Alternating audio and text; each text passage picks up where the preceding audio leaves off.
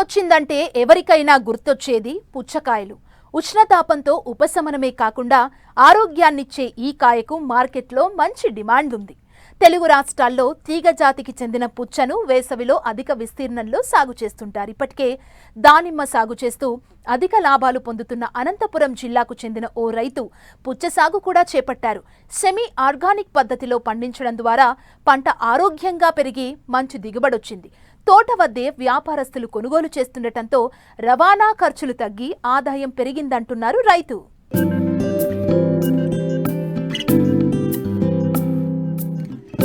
ఇదిగో ఇక్కడ కనిపిస్తున్న వాటర్ మిలన్ తోట చూడండి.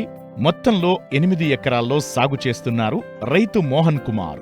అనంతపురం జిల్లా పుట్లూరు మండలం కొండాపురం గ్రామానికి చెందిన ఈయనకు పుచ్చ సాగు విధానంలో 10 సంవత్సరాల అనుభవం ఉంది.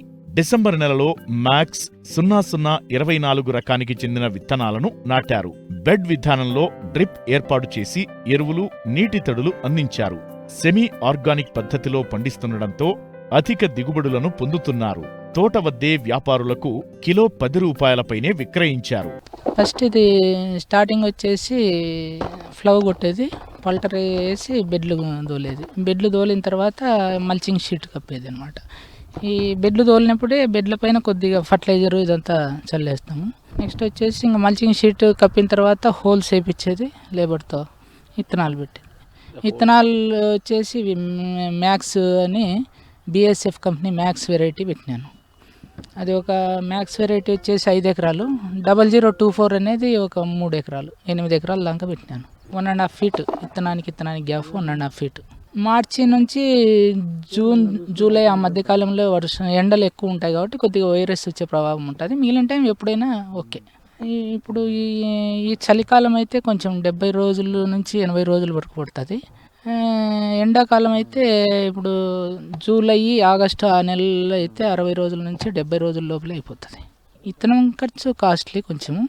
విత్తనం వచ్చేసి ఇది 60,000 రూపాయల దాకా ఉంది ఒక కేజీ వచ్చేసి 4 ఎకరాలకు వస్తుంది. పెట్టుబడి ఇంచుమించు ఎకరాకు వచ్చేసి 70,000 దాకా అవుతుంది. ఎకరాకు 25 టన్నుల వరకు వస్తుంది. ఇంతకుముందు అయితే 30 టన్నులు కానీ వచ్చేది, ఈ మధ్య కొద్దిగా తగ్గింది, 27 టన్నుల దాకా వస్తుంది ఇప్పుడు. కానీ ఇప్పుడు 27 టన్నుల పైనే వస్తుంది ఈ సంవత్సరం. కానీ వ్యాపారస్తులు వచ్చి ఇక్కడే కొంటారు, కానీ బయటికి మార్కెటింగ్ చేయొచ్చు. ఇప్పుడు ఈ మార్కెటింగే చాలా ఇబ్బంది అవుతా ఉండేది. బయటికి పోయేదానికి దూరం పంపల్లా, ఢిల్లీ అక్కడ పంపాలంటే ఒక్కొక్క టైం పడుతుంది, అక్కడ ఒక్కొక్క టైం పట్టదు. ఇక్కడ లోకల్ మార్కెట్లకు పంపాలంటే ఈడ లోకల్ వ్యాపారస్తులని అమ్ముకోవాలంటే చాలా ఇబ్బందిగానే ఉంది. నాకు ఎప్పుడు ప్రతి సంవత్సరం వస్తూ ఉంది. ప్రతి సంవత్సరం అంటే ఈ మధ్య ఒక 2-3 సంవత్సరాల నుంచి మధ్యలో పెట్టలేదు, ఈ సంవత్సరం పెట్టినాను. ఇంతకుముందు మంచి దిగుబడులు వచ్చినా ఇప్పుడు మంచి దిగుబడులు వేస్తాను. 25 టన్నులు వచ్చి 10 రూపాయల రేటు ఉంటే రైతుకు సాటిస్ఫై. 8 ఎకరాలకు 150 నుంచి 160 టన్నులు ఫస్ట్ కటింగ్ అవుతుంది. సెకండ్ కటింగ్ మరి 1 వీక్ నిలిచి చేస్తే సెకండ్ కటింగ్ ఎక్కువ రాదు. ఎకరాకు ఒక 3 టన్నులు 4 టన్నులు ఆ మధ్య రేట్ అయితే ఇప్పుడు మొన్నటి వరకు 15 రూపాయలు ఉన్నది, అది తగ్గిందని ఇప్పుడు 13 రూపాయలు ఇచ్చింటి, 13 రూపాయలు. ఈ వైరస్ రాకోకుండా కొంచెం జాగ్రత్త పడాలి. దీనికి కొంచెం అంతో ఎంతో దీని మీద నిఘా ఉండాలి. ఫస్ట్ ఈ పెస్టిసైడ్స్ స్ప్రేయింగ్ చేయడానికి ఫస్ట్ నిఘా ఉండాలి రైతుకు. 3 డేస్ టైం చేస్తాం. డ్రిప్ వదిలేది ఫర్టిలైజరు, స్ప్రేయింగ్ సపరేట్ ఉంటుంది. అదే ఇప్పుడు ఏమవుతుందంటే కొంతమంది పేపరు తీకోకుండా నెక్స్ట్ సేద్యం చేసి ఇదే బాగుందిలే అని పెట్టడం వల్ల వైరస్ ఆటోమేటిక్గా వస్తుంది, రాదు అని చెప్పడం ఏం లేదు. కొంచెం ఎండగాల, భూమి ఎండగాలితే ఆటోమేటిక్గా త్రిప్స్, మైట్స్ దూరం వెళ్ళిపోతుంది, బాగుంటుంది. వైరస్ రాదు, రావడానికి అవకాశంగా లేదు. ఎండల్లో కొద్దిగా రావచ్చు వైరస్ అయితే.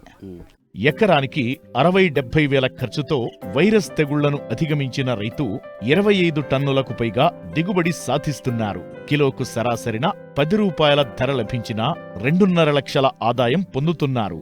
తక్కువ కాలంలో కేవలం 2-3 నెలల్లో చేతికొచ్చే పుచ్చపండు రైతుకు శ్రమకు తగ్గ ఫలితాన్నందిస్తుందనడంలో సందేహం లేదు.